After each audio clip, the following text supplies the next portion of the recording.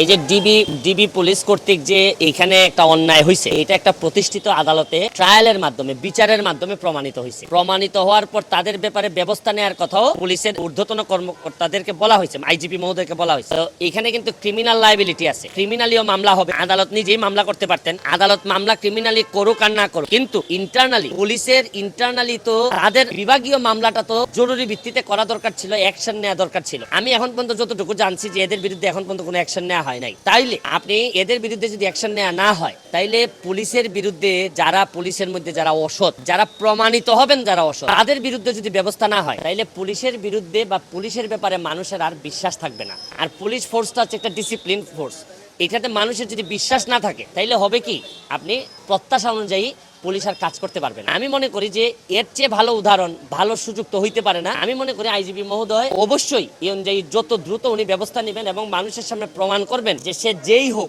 Police হোক বা সে যেই হোক, সে আইনের ঊর্ধ্বে না। সে যদি আইন লঙ্ঘন করে, তাহলে তাকে বিচারের মুখোমুখি বা তাকে পানিশমেন্টের মুখোমুখি হইতে হবে। অবশ্যই ধরেন একটা জিনিসের বিচার যদি না হয়, তাহলে অসংখ্য অপরাধের জন্য আরেকটা উৎসাহ দেওয়া হয় বা মোটিভেট করা হয়। এটা তো আমাদের চেয়ে পুলিশের অফিসাররা আরো ভালো বুঝেন। সুতরাং আমি মনে করি যে এটা যদি বুঝে থাকেন, তাহলে অন্তত তারা এই ব্যবস্থা করবে। Thank you.